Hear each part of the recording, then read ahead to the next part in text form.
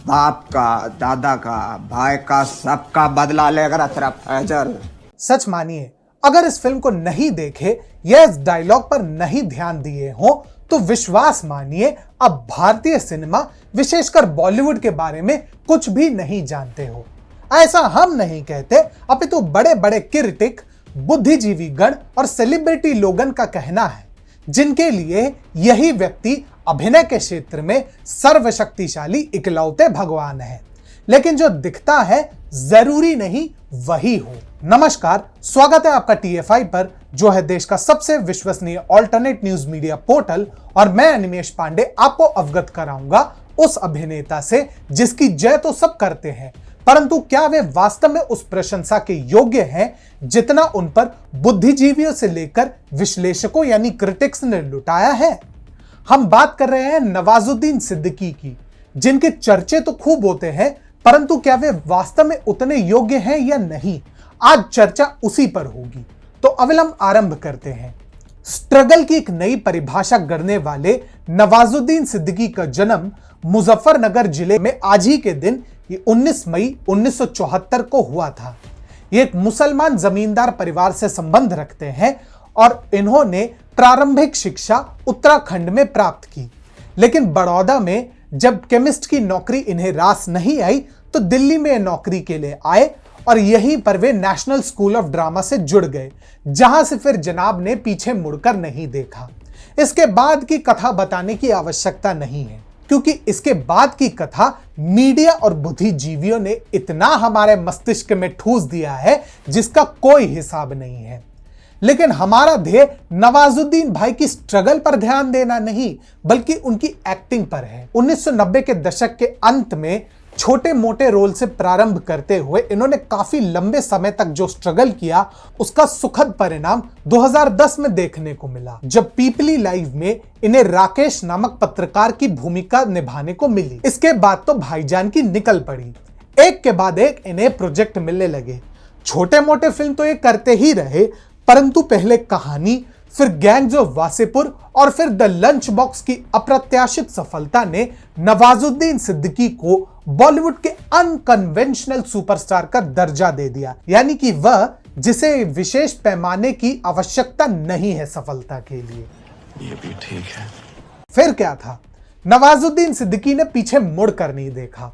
Kick हो, बदलापुर हो, बजरंगी भाईजान हो, ऐसी फिल्मों के साथ इन्होंने बड़े से बड़े सुपरस्टार्स के साथ भी कंधे से कंधा मिलाकर अपनी एक अलग पहचान स्थापित कर ली। रमन राघव, रईस और मॉम जैसी फिल्मों के जरिए इन्होंने सफलता के नए कीर्तिमान स्थापित किए। और फिर आया OTT का महासमर, जब एक सीरीज के जरिए नवाज भाई ने स्पष्ट कर दिया, आज से वंश तुम सब लोगों का सर्वशक्तिशाली इकलौता भगवान है। जी हाँ, हम बात कर रहे हैं सेक्रेड गेम्स की।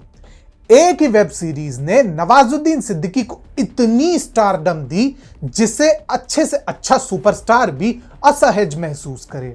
लेकिन यहीं से इनका पतन भी प्रारंभ हुआ, क्योंकि जिस दिन अभिनेता अपने आप को स्टार समझ ले, समझ लीजिए कुछ तो गड़बड़ है बंधु। क्या नवाजुद्दीन बुरे एक्टर हैं? नहीं, ऐसा भी नहीं है। कम से कम कहानी में जिस प्रकार से इंटेलिजेंस ब्यूरो के अफसर AK खान की भूमिका जिस प्रकार से उन्होंने आत्मसात की थी, उससे ऐसा तो कतई प्रतीत नहीं होता। लेकिन अभिनेता वही होता है जो अपने ऊपर किसी प्रकार के टैग या परिस्थिति को हावी नहीं होने देता, और यहीं पर नवाजुद्दीन मियां औंधे मुंह गिर पड़ते हैं। वो कैसे? कभी KK मेनन को आपने किसी फिल्म में खराब एक्टिंग करते देखा है? कभी इरफान खान को आपने अपने अभिनय की प्रतिभा का दुरुपयोग करते हुए देखा था? अब आप भी सोच रहे कैसी बेतुकी बातें कर रहा है, परंतु नवाजुद्दीन महोदय जरा सी सफलता पाते ही ऐसे ही अकड़ने लगे थे। जब सेक्रेड गेम्स के द्वितीय संस्करण को लेकर उन्हें आलोचना सुनने को मिली थी, तो महोदय ने कुछ ही वर्ष पहले इस पर आत्मावलोकन करने के बजाय कुछ यूं कहा था, कौन है ये लोग? मैं उन्हीं की आलोचना को सही मानता हूं जो मेरे स्टैंडर्ड के हैं। आज तो कोई भी आलोचना करने सामने आ जाता है। हाँ, पता है शो थोड़ा उबाऊ हो गया था, परंतु जो लोग आलोचना कर रहे हैं उन्हें क्या सिनेमा की समझ है? मैं तभी आलोचना सह सकता हूं जब आलोचक को सिनेमा पर मेरे बराबर या मुझसे ज्यादा ज्ञान हो। मैं किसी ऐरे गहरे नत्थु खैरे की नहीं सुनूंगा। आज किसी ने भी मेरी आलोचना की तो वो समझ ले कि मैं एक ट्रेंड एक्टर हूं और मैं किसी की आलोचना नहीं सह सकता।